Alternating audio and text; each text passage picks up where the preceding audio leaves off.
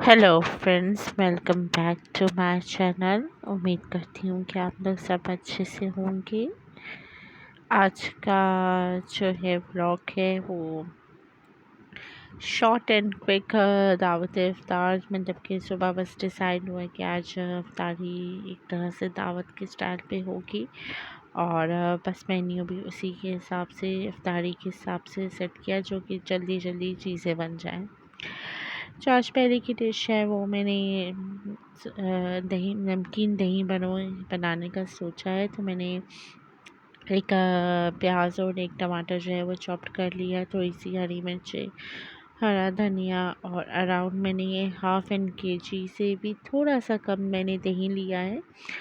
मिसाले में मैंने नमक, लाल मिर्चें और बस नमक और लाल मिर्च ही डाली है और अच्छा सा मैंने एक रायता जो है वो बना लिया हुआ है।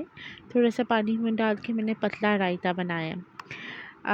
ये बूंदे हैं जो मैंने पहले से बना के फ्रीज़र में रखी थी, तो मैंने दोपहर के टाइम पर जो है इसको गर्म पानी में भिगो दी थी और अब बिल्कुल नरम हो गई हैं, तो उनके पानी निकाल के मैं इस रायते में जो है वो ऐड कर लूँगी और इस तरह से हमारा सा जल्दी और मज़ेदार सा जो है वो नमकीन दही बड़े बिल्कुल तैयार है। मैंने बॉल चेंज करके सर्विंग बॉल में जो है वो डाल दिया है और ये जो नमकीन दही बड़े होते हैं वो थोड़े से पतले होते हैं एज़ कम्पेयर टू मीठे दही बड़ों के, और ये बहुत जल्दी तैयार हो जाते हैं और बहुत सी खानों के साथ भी इसको बनाएं तो बहुत अच्छा सा बनता है। स्पेशली आप दाल चावलों के साथ भी ये बहुत अच्छे लगते हैं और पकौड़ों के साथ भी खाने का भी बहुत मज़ा आता है और जल्दी बन जाने वाली चीज़ होती है, इसलिए जो है अफ्तारी में ये लाज़मी होती है। अगर इस तरह से आपके अनप्लान्ड और अनप्रिपेयर्ड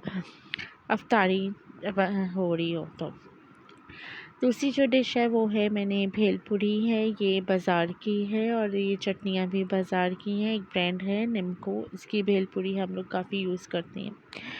भेलपुरी के पैकेट के साथ ये 4 चटनियाँ आती हैं, 4 पैकेट्स आते हैं जिसमें रेड कलर की जो है वो डेट चटनी है, दूसरी तरफ प्याज और हरा धनिया है चॉप्ड हुआ हुआ, तीसरा पैकेट जो होता है वो चने की चटनी होती है, ये जो येलोइश है, और जो चौथा पैकेट है यानी कि फोर्थ वन वो हरा चटनी होती है भेलपुरी के साथ। तो मैंने सारी चटनियों को जो है वो प्लेटर में निकाल कर इसको फ्रिज में रख दूँगी मीनवाइल, और एक दूसरे सर्विंग बोल पे जो है वो भेलपुरी जो है उसका पैकेट जो है वो बाउल में डाल लूँगी और उसे भी क्लिंग रैप में जो है वो रैप कर दूँगी। क्लिंग रैप में रैप करने का यही होता है क्योंकि हमारे यहाँ का एटमॉस्फेयर ऐसा होता है कि ये बहुत ही जल्दी सूखी हो जाती हैं, तो इसलिए इसको क्लिंग रैप में कर देती हूँ कि ताकि सूखीपन ना हो और जब जिस वक्त खाना हो उस वक्त क्लिंग रैप जो है अफ्तारी के टाइम पर जो है वो आराम से निकल जाता है। तीसरी डिश जो मैंने सोची थी वो है सोची क्या बनाई जो थी वो है सैंडविचेस, और सैंडविचेस के लिए मैंने जो है वो छोटी ब्रेड ली है, सॉफ्ट एंड मॉइस्ट चेक कर लिया था कि सॉफ्ट ही और फ्रेश हो तो कि सैंडविचेस भी सॉफ्ट और फ्रेश ही बने। तो मैंने अराउंड जो है ये छोटी डबल रोटी पूरी ली है और इसके जो कॉर्नर्स हैं वो मैंने काट लिए हैं। जो इसका बैटर है, जो बनाने का बैटर है, वो मैंने इसमें मिक्सचर पहले ही से बना के रख दिया था अराउंड दोपहर के टाइम पे। अभी शाम के 5:30 हो रहे हैं, तो दोपहर ही में ही बना के मैंने फ्रिज में रख दिया था और बैटर जो है वो मैंने अंडे और चिकन का बनाया है मायोनीज़ के साथ। मैंने अराउंड 1 पाव चिकन का कीमा लिया था, थोड़ा सा हरा धनिया लिया था और कोई 7-8 मैंने अंडे जो हैं वो बॉईल करके मैश कर दिए थे। सारी अच्छी चीज़ों को मैश करने के बाद मैंने मायोनीज़ जो है उसके अंदर हाफ़ कप डाला और नमक, काली मिर्च और वाइट पेपर मिक्स कर दिया और सारे बैटर को अच्छी तरीके से मिक्स करके जो है मैंने रख दिया था फ्रिज के अंदर, ताकि जब शाम में मैं सैंडविचेस के लिए बनाऊँ तो वो एक बैटर जो है वो स्मूथ सा बना हुआ हो। सैंडविचेस इस तरह से बनाए, बैटर बना हुआ था। टोस्ट को जो है मैंने चारों कोने इसके जो हार्ड पार्ट होता है वो उतार दिया था, और सैंडविचेस बैटर को फिर मैंने एक टोस्ट के ऊपर लगा के दूसरी टोस्ट पे रख दिया, और फिर एक सैंडविच को मैंने 4 ट्रायंगल्स में काट लिया। इसी तरीके से मैंने सारे सैंडविचेस बना लिए, और सारे सैंडविचेस को फिर उसके बाद एक खूबसूरत सी डिश में जो है मैंने सेट कर दिया है।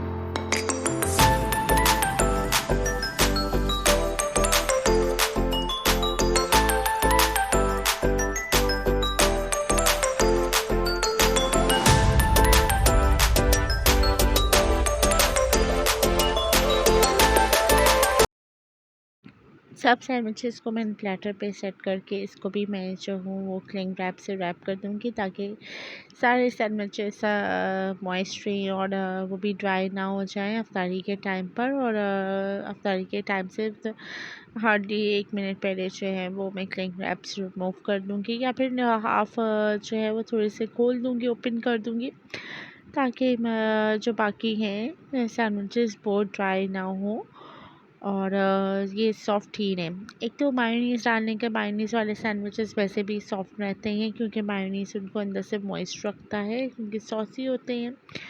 लेकिन फिर भी आपको क्लिंग रैप चढ़ाना पड़ता है, क्योंकि सैंडविचेस के कोने जो हैं वो ड्राई होना शुरू हो जाते हैं। जो चलिए नेक्स्ट ऑन मूव ऑन करते हैं नेक्स्ट डिश में, और है वो फ्रूट चाट। और फ्रूट्स भी मैंने जो है वो दोपहर से पहले ही काट लिए थे। अभी सिर्फ और सिर्फ मैंने जो है वो फ्रूट चाट एक अच्छे से बॉल में जो है वो ट्रांसफ़र कर दिया। और फ्रूट चाट में मैंने केला, चीकू, खरबूजा और सेब लिया था, और इसको एक कह लें हाफ़ स्लाइस जूस का जो जूस का डब्बा आता है उसके आधा जूस लिया था। उसमें मैंने थोड़ी सी बस हाँ एक कहने 1 टेबल स्पून मैंने शुगर ऐड की, और हाफ़ टी स्पून जो है वो मैंने चाट मसाले का ऐड किया था, और खजूरें भी ऐड करके फ्रूट चाट मैंने अपनी कर ली थी। कढ़ाई ली है जो अब साथ साथ जो है एक के बाद एक डिश की तरफ मूव ऑन हो रही है। तो कढ़ाई ली है, कढ़ाई में थोड़ा सा तेल डाला है, उसमें मैं ज़ीरा डालूँगी, half tea spoon mustard seeds डालूँगी और अजवाइन डालूँगी, और मैं तड़का लगाऊँगी आलू की भाजी की तरकारी को। आज का जो मतलब कि दूसरी मतलब कि यानी एक रेसिपी है वो मैंने कचौड़ियाँ सोची थी। कचौड़ियाँ मैंने जो हैं वो स्टोर बॉट ही की हैं, लेकिन उसके साथ आलू की जो तरकारी आती है या आलू की भुजिया आती है वो हमें नहीं पसंद आती, उसका टेस्ट हमें अच्छा नहीं लगता, तो हम लोग हमेशा घर पर बनाते हैं। और कचौड़ियाँ जो हैं वो स्टोर बॉट ले आते हैं, या स्टोर बॉट ऐसी होती हैं कचौड़ियाँ जो आप अपने घर में ख़ुद आके फ्राई कर लें, फ्रीजिंग आइटम होती हैं। आगे चल के मैं आपको आलू की भुजिया की या आलू की तरकारी जो कहते हैं उसकी रेसिपी भी बताती हूँ। मीनवाइल मैंने जो है वो टेबल सेट कर लिया है, और जो चीज़ें तैयार हो चुकी हुई हैं उनको मैंने टेबल पे ऑलरेडी रख दिया है, ताकि एंड टाइम पर आपको हमें मतलब कि हमें प्रॉब्लम ना हो आने और ले जाने में। तो जो चीज़ें तैयार हो जाएं और जो चीज़ें सेट करनी हो वो पहले ही कर लें, ताकि इससे टाइम कंज्यूमिंग जो है वो बच जाता है, और आप मेंटली तौर पे सिर्फ किचन के ही हो जाते हैं। ऐसा नहीं होता कि आपको डाइनिंग टेबल भी प्रिपेयर करना हो।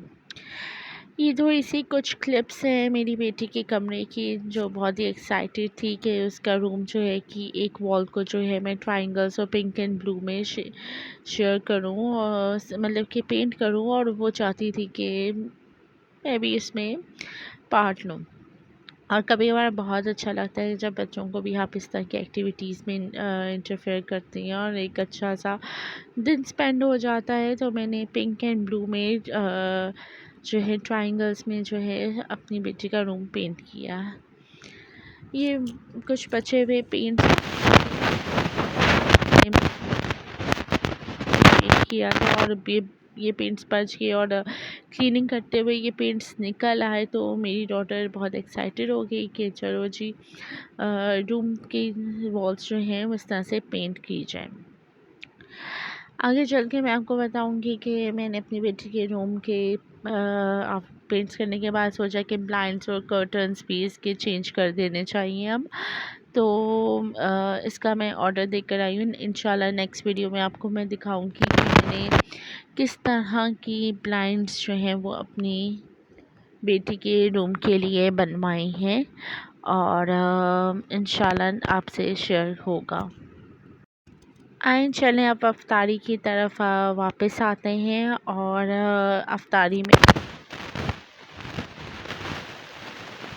नहीं आती है और मेरे घर में तो वैसे ही जो है हर रोज़ जो है थोड़े से पकोड़े बनना लाजमी होते हैं।